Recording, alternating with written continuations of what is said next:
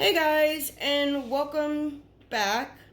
Today I just wanted to talk about a topic that has fascinated, inspired, and sometimes divided people for centuries. The evidence for the Bible, historical biblical events, and the existence of Jesus Christ. Is it all just faith, or is there tangible proof we can explore? Grab your thinking caps because we are about to unpack some incredible historical and archaeological findings, along with compelling stories of those who risked everything for their beliefs. So let's get started.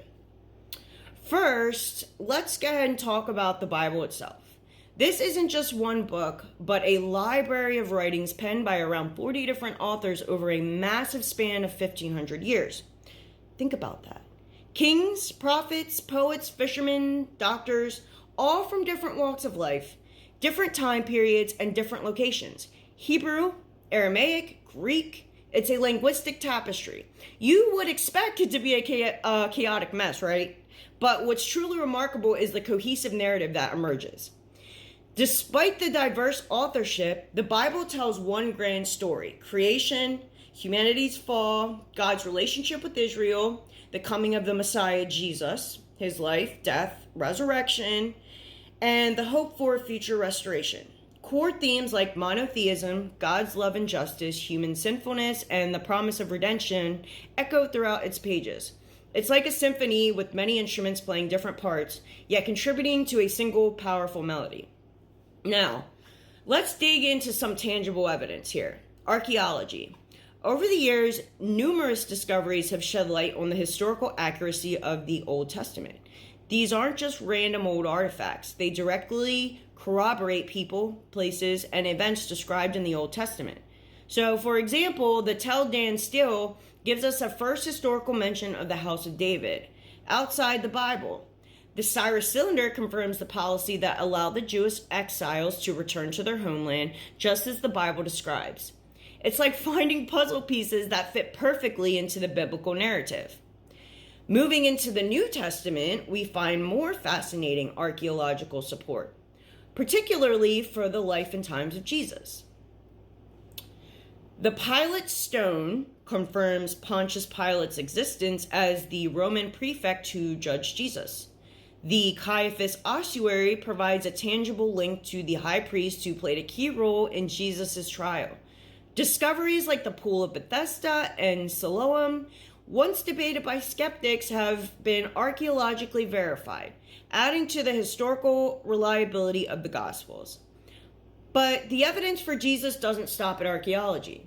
We also have historical accounts from non-Christian sources, and excuse me if I butcher some of these names, but think about this. A Jewish historian, Josephus, Roman historians, Tacitus and Suetonius, and a Roman governor, Pliny the Younger, all writing about Jesus and early Christians within a century of his life.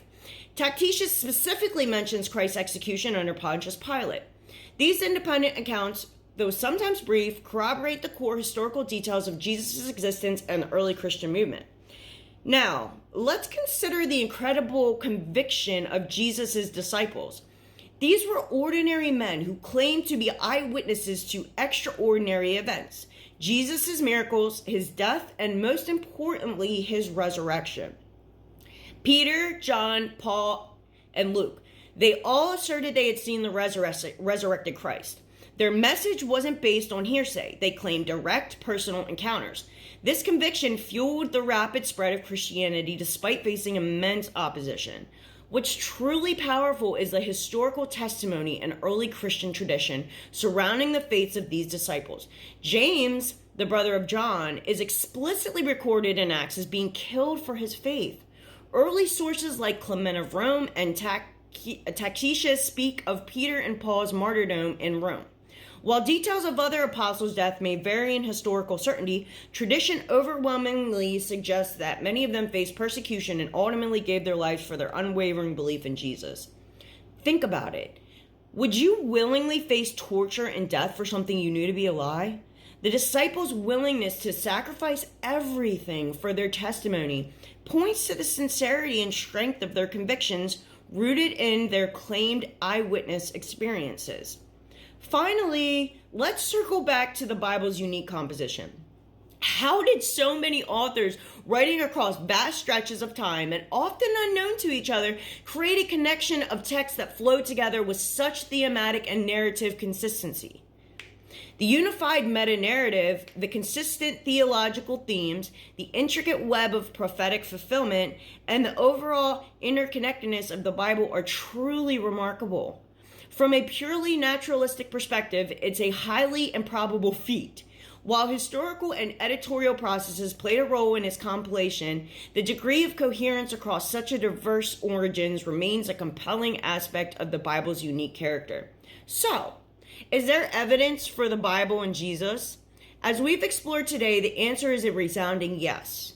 We have archaeological discoveries aligning with biblical accounts, independent historical sources confirming Jesus' existence and the early Christian movement, and the powerful testimony of the disciples who were willing to die for their belief in the resurrected Christ. While faith will always play a role, these pieces of evidence offer a compelling historical foundation for the biblical narrative. So, what do you guys think about all this evidence? Just let me know your thoughts in the comments below. If you found this video informative, please like and subscribe for more deep dives into history and faith. Thanks for watching, and I will see you in the next video.